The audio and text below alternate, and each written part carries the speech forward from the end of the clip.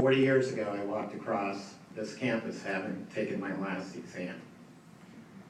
I noticed recently that last year across America, Oprah addressed Harvard, the Dalai Lama addressed Tulane, and President Barack Obama spoke to the graduates of the United States Naval Academy.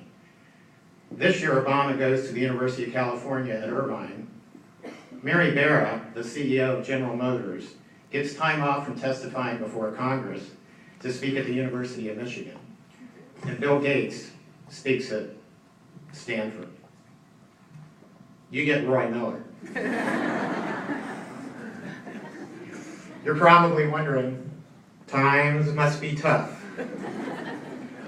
Budgets in Florida are really tight. Who in the heck is Roy Miller? Why is he speaking to us? You know, I kind of woke up this morning thinking the same thing. Who am I? What am I going to do today? I took comfort from something Al Gore said a few years back at Johns Hopkins. He mused, in preparing my remarks in all seriousness, I tried very hard to remember who spoke to me in 1969. I have no idea. My bet is that 30 years from now, you won't have any idea what was said here. You'll remember the parties, your families, you'll remember all the hard work, and you'll remember how you feel. Well, that makes me feel better for sure.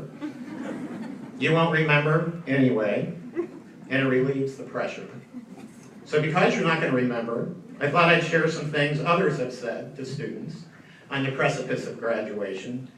I'm giving them credit. I'm clearly not plagiarizing. But because you're in a haze, you may think I was really sharp and insightful. Randy Kosh, the professor of computer science and human-computer interaction, returned at Carnegie Mellon in 2008, only months before passing away from terminal cancer. He said, "We don't beat the reaper by living longer. The question is, what do we do between the time we are born and the time he shows up?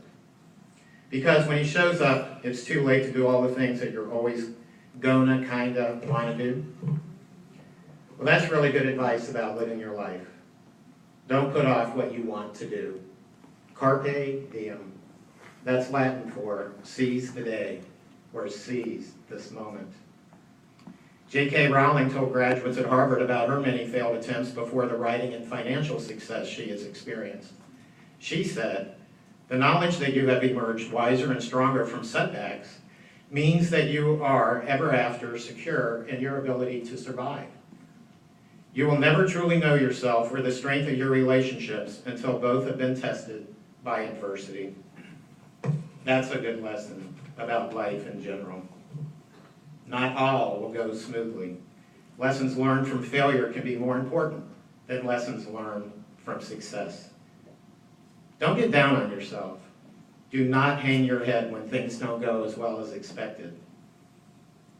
Learn from your experience. Stay courageous. Keep moving forward.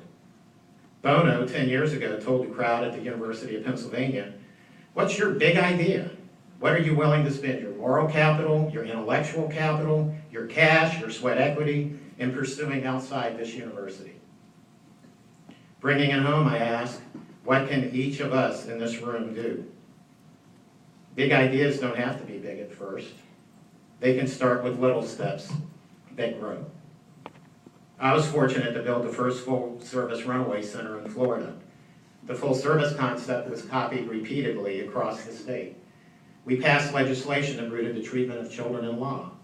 But it started with a simple question. We asked, what do we need to do to empty the county jails and detention centers of children who were there only because they ran away, only because they were truant, or ungovernable, which is a legal term for being pains in the backside.